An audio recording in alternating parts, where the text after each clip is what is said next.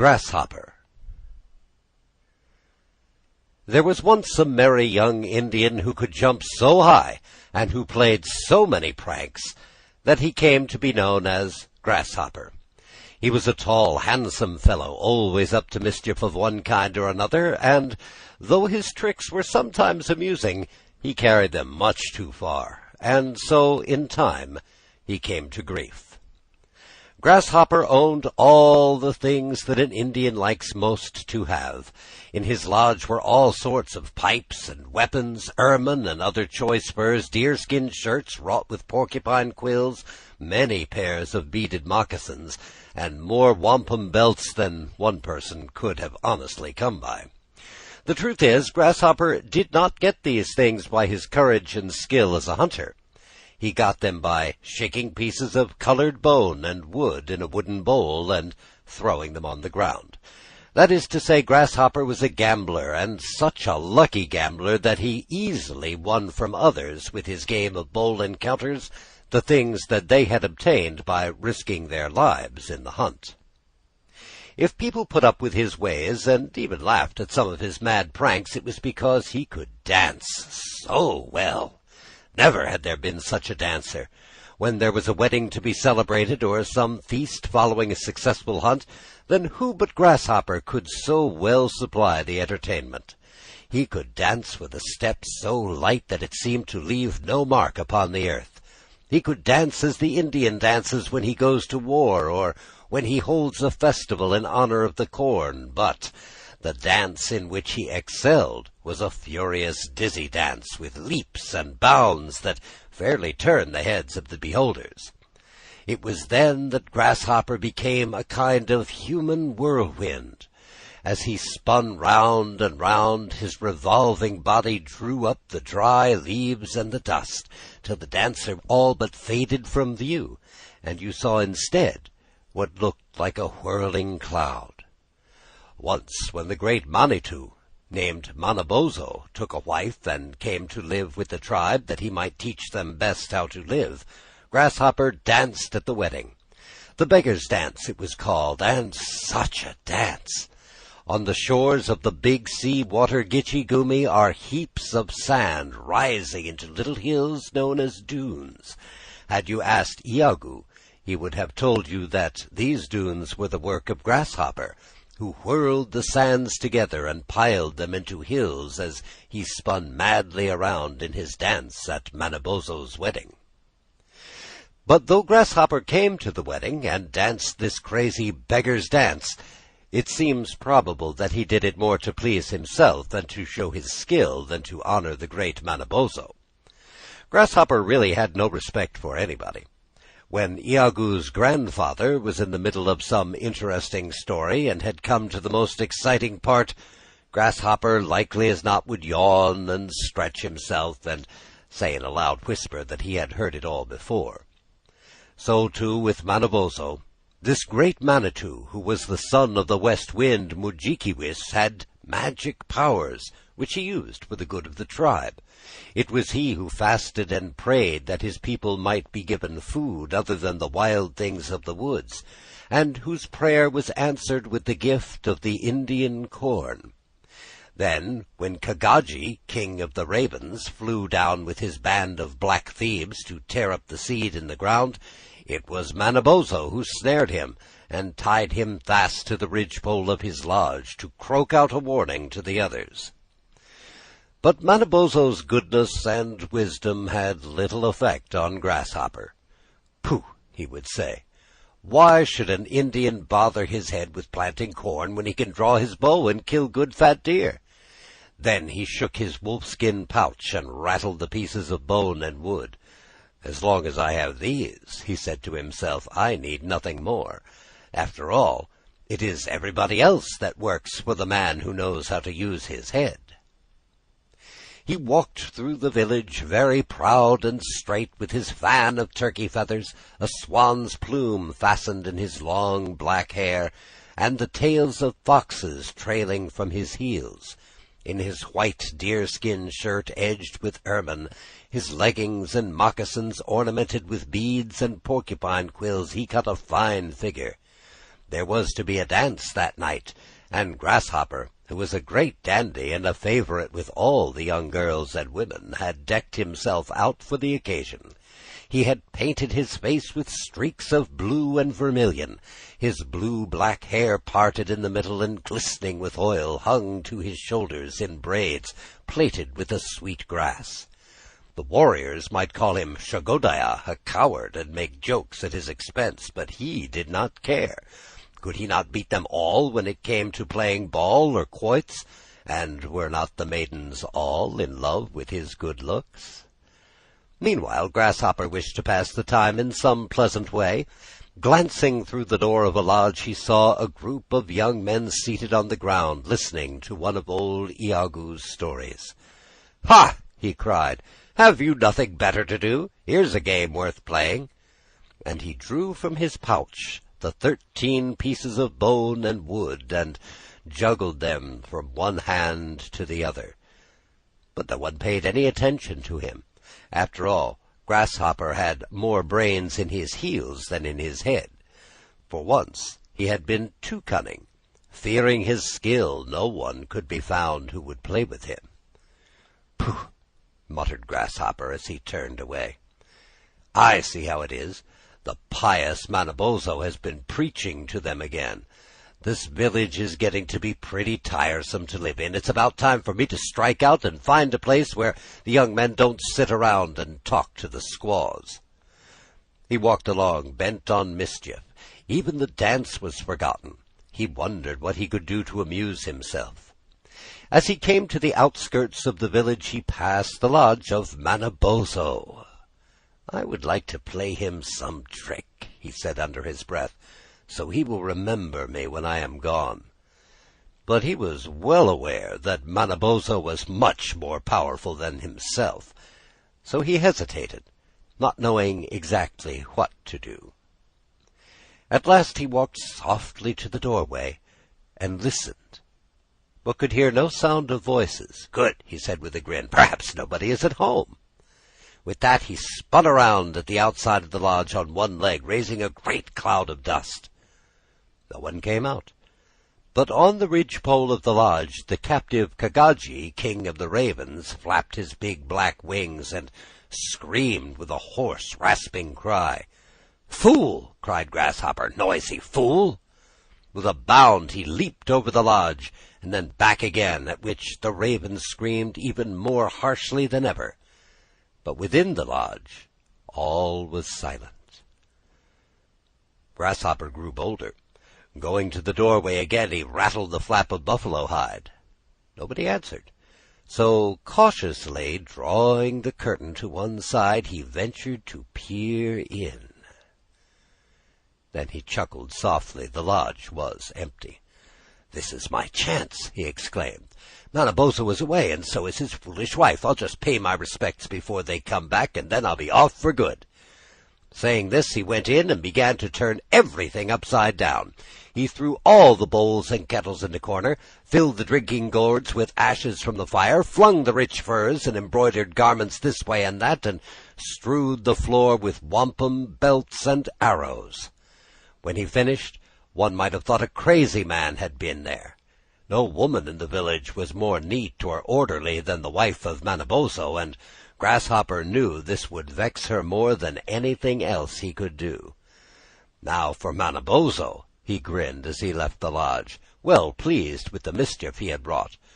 "Caw! Caw!" screamed the king of the ravens. "Caw!" answered Grasshopper, mocking him. "A pretty sort of pet you are.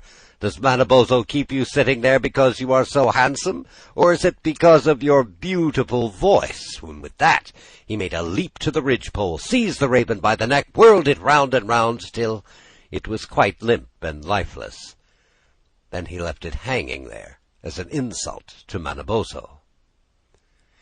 He was now in high good humor, and went his way through the forest, whistling and singing and turning handsprings to amuse the squirrels.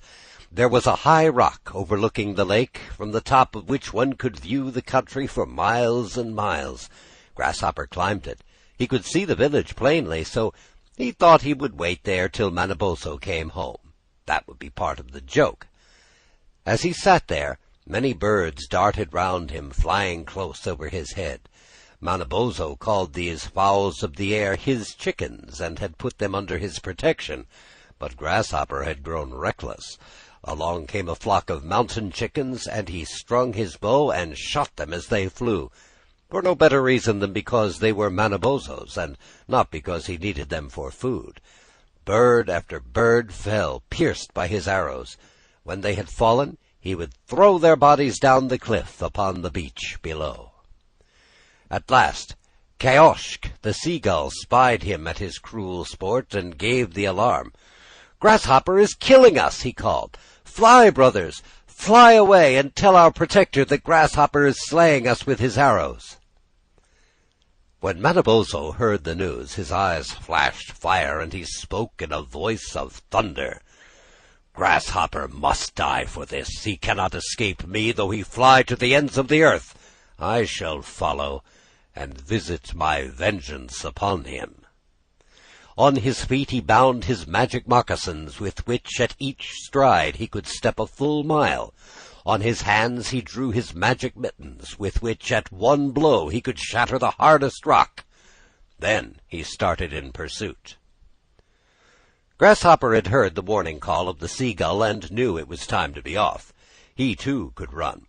So fleet of foot was he that he could shoot an arrow ahead of him and reach the spot where it fell before it dropped to earth.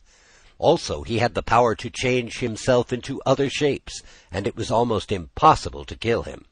If, for example, he entered the body of a beaver, and the beaver was slain, no sooner had its flesh grown cold than the jibi, or spirit, of Grasshopper would leave the dead body, and Grasshopper would become a man again, ready for some new adventure. But at first he trusted to his legs and to his cunning. On rushed Manabozho, breathing vengeance. Swiftly, like a moving shadow, fled Grasshopper. Through the forest and across the fields he fled, faster than the hare. His pursuer was hot on the trail. Once he came upon the forest bed, where the grass was still warm and bent. But the Grasshopper, who had rested there, was far away. Once Manabozho, high on a mountain, spotted him in the meadow below. Grasshopper had shown himself on purpose, and mocked the great Manitou, and defied him. The truth is, Grasshopper was just a bit conceited. At last he grew tired of running. Not that his legs ached him, or his feet were sore, but this kind of life was not much to his liking, and he kept his eye open for something new. Pretty soon he came to a stream where the water was backed up by some kind of dam, so that it flooded the banks. Grasshopper had run about 1,000 miles that day, counting all the turns and twists. He was hot and dusty, and the pond, with its water lilies and rushes, looked cool and refreshing. From far away came a faint sound. It was the voice of Manabozho, shouting his war cry. "Tiresome fellow," said Grasshopper. "I almost wish I were a beaver, and lived there at the bottom of the pond, where no one would disturb me." Then up popped the head of a beaver, who looked at him suspiciously. "Don't be alarmed. I left my bow and arrows over there in the grass," explained Grasshopper. "Besides, I was just thinking I would like to be a beaver myself. What do you say to that?" "I shall have to consult Amik, our chief," answered the friendly animal. Down he dived to the bottom, and pretty soon Amik's head appeared above the water, followed by the heads of 20 others. "Let me be one of you," said Grasshopper. "You have a pleasant home down there in the clear, cool water, and I am tired of the life I lead." Amik was pleased that such a strong, handsome young Indian should wish to join their company. "But I can help you," he answered, "only after you have plunged into the pond. Do you think you can change yourself into one of us?" "That is easy," said Grasshopper. He waded into the water up to his waist, and behold, he had a broad, flat tail. Deeper and deeper he went. As the water closed over his head, he became a beaver, with glossy black fur and webbed feet like a duck's. Down he sank with the others to the bottom, which was covered with heaps of logs and branches. "That," explained Amik, "is the food we have stored for the winter. We eat the bark, and soon you will be as fat as any of us." "But I want to be even fatter," said Grasshopper. "Fatter and 10 times as big." "As you please," agreed Ahmeek. "We can help to make you just as big as you wish."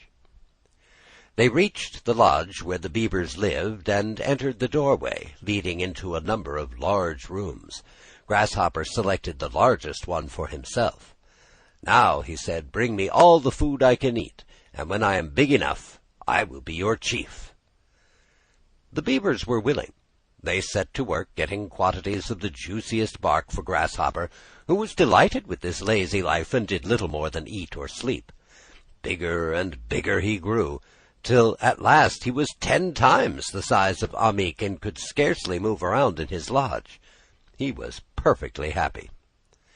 But one day the beaver who kept watch up above among the rushes of the pond came swimming to the lodge in a state of great excitement. "The hunters are after us," he panted. "It is indeed Manabozho himself with his hunters. They are breaking down our dam." Even as he spoke, the water in the pond sank lower and lower.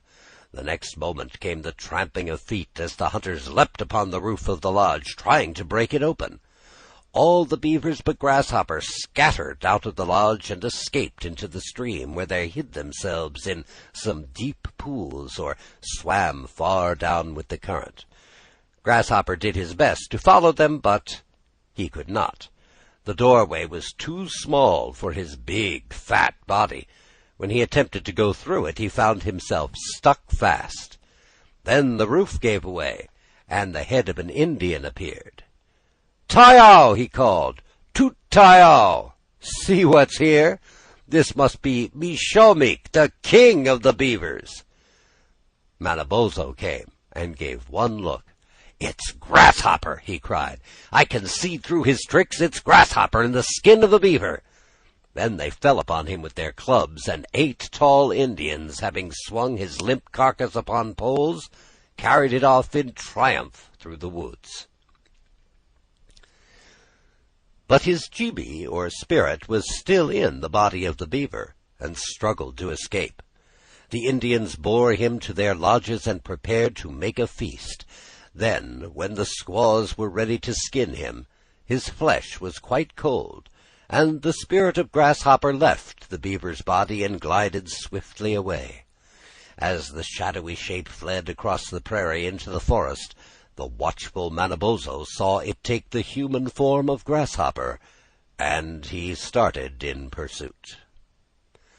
Grasshopper's life among the beavers had made him lazier than ever, and as he ran he looked around for some easier way than running.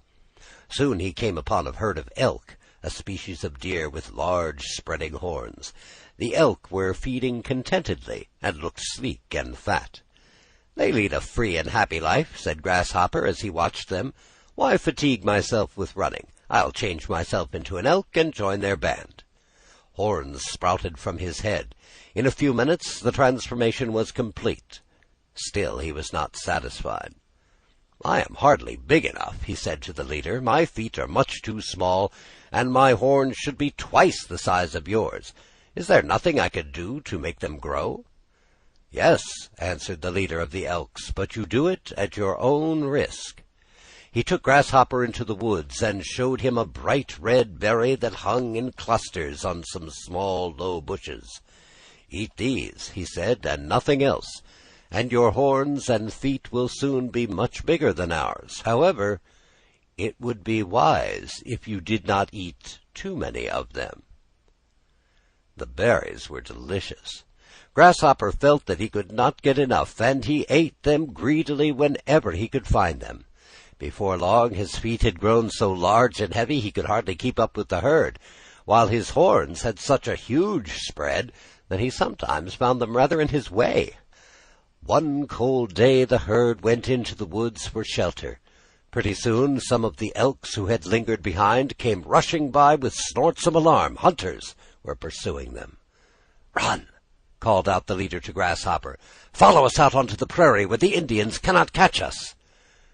Grasshopper tried to follow them, but his big feet weighted him down, and he ran slowly. Then, as he plunged madly through a thicket, his spreading horns were entangled in some low branches that held him fast. Already several arrows had whizzed by him. Another pierced his heart, and he sank to the ground. Along came the hunters with a whoop. "Tao!" they exclaimed when they saw the enormous elk. "It is he who made the large tracks on the prairie. Tao!" As they were skinning him, Manabozho joined the party. At that moment, the jibi, or spirit of Grasshopper, escaped through the mouth of the dead elk and passed swiftly to the open plains, like a puff of white smoke driven before the wind. Then, as Manabozho watched it melt away, he saw once more the mortal shape of Grasshopper, and once more he followed after, breathing vengeance. As Grasshopper ran on, a new thought came into his head. Above him, in the clear blue sky, the birds wheeled and soared. "There is the place for me," he said, "far up in the sky. Let me have wings, and I can laugh at Manabozho." Ahead of him was a lake. Approaching it, he saw a flock of wild geese, known as brant, feeding among the rushes. "Ha!" said Grasshopper, admiring them as they sailed smoothly here and there. "They will soon be winging their way to the north.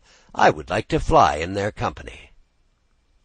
He spoke to them, calling them Pishniku, his brothers, and they consented to receive him as one of the flock. So he floated on his back till feathers sprouted on him, and he became a brant, with a broad black beak and a tail that would guide him through the air as a rudder steers a ship. Greedy as ever, he fed long after the others had had enough, so that he soon grew to be the biggest brant ever seen. His beak looked like the paddles of a canoe. When he spread his wings, they were as large as two large apukwa, or mats. The wild geese stared at him in astonishment.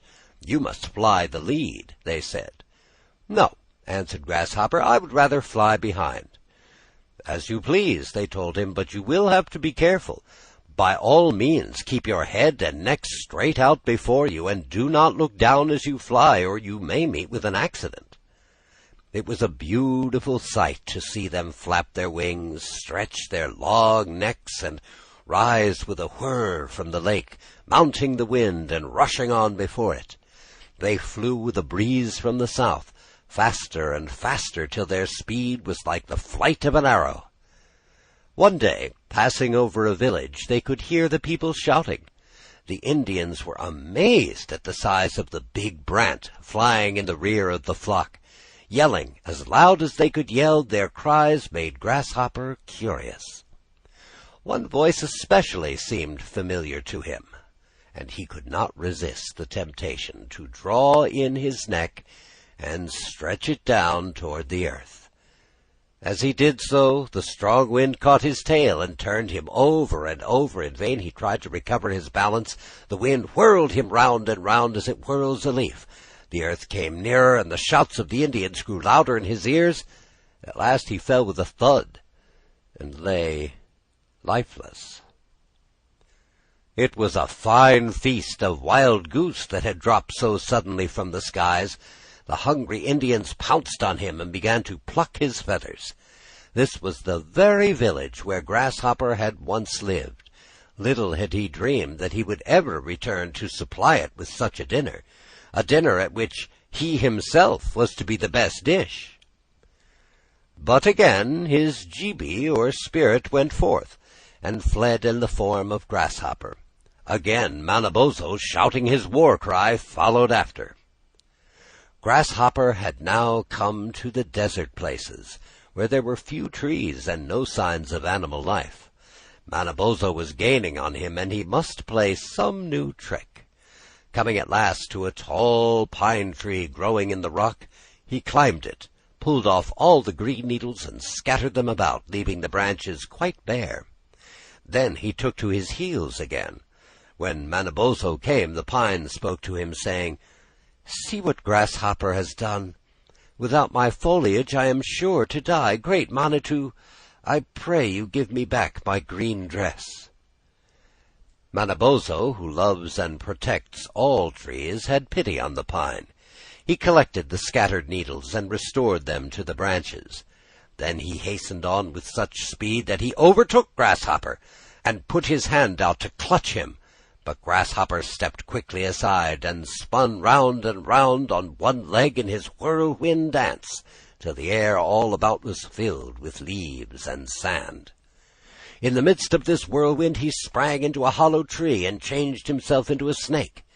Then he crept out through the roots, and not a moment too soon, for Manabozho smote the tree with one of his magic mittens, and it crumbled to powder. Grasshopper changed himself back into his human form, and ran for dear life. The only thing left for him to do was hide, but where? In his headlong flight he had come again to the shores of the great lake, and saw rising before him the high cliff of the picture rocks. If he could but manage to reach those rocks, the Manitou of the mountain, who lived in one of the gloomy caverns, might help him. Sure enough, as he reached the cliff, calling out for help, the Manitou opened the door and told him to enter. Hardly had the big door closed with a bang that along came Manabozho. With his mitten he gave a tap on the rock that made the splinters fly. "Open!" he cried in a terrible voice. But the Manitou was brave and hospitable. "I have sheltered you," he said to Grasshopper, "and I would rather die myself than give you up." Manabozho waited, but no answer came. "As you will," he said at last. "If the door is not opened to me by night, I shall call upon the thunder and the lightning to do my bidding." The hours passed. Darkness fell. Then from a black cloud that had gathered over the great lake, Wawissimo, the red-eyed lightning, shot his bolts of fire. Crash! Boom! Crash! Animiiki, the thunder, shouted hoarsely from the heavens. A wild wind rose, and the trees of the forest swayed and groaned, and the foxes hid in their holes. Wawissimo, the lightning, leapt from the black cloud and darted at the cliff. The rock trembled, the door was shivered, and fell apart. Out from the gloomy cavern came the Manitou of the mountain, asking Manabozho for mercy. It was granted, and the Manitou fled into the hills. Grasshopper then appeared. The next moment he was buried under a mass of rock shaken loose by Animiiki the thunder. This time he had been killed in his human form, and could play his mad pranks no more. But Manabozho the merciful remembered that Grasshopper was not wholly bad. "Your Jibi," he said, "must no longer remain upon the earth in any form whatever. As a man you lived an idle, foolish life, and you are no longer wanted here. Instead, I shall permit you to inhabit the skies." Saying this, he took the ghost of Grasshopper and clothed it with the shape of the war eagle, bidding him to be chief of all the fowls. But Grasshopper the mischievous is not forgotten by the people. In the late winter days, snow fine as powder fills the air like a vapor. It keeps the hunter from his traps, the fisherman from his hole in the ice. Suddenly a puff of wind seizes this light powdery snow, blows it round and round, and sets it whirling along. And when this happens, the Indians laugh and say, "Look, there goes Grasshopper. See how well he dances." So ends Grasshopper.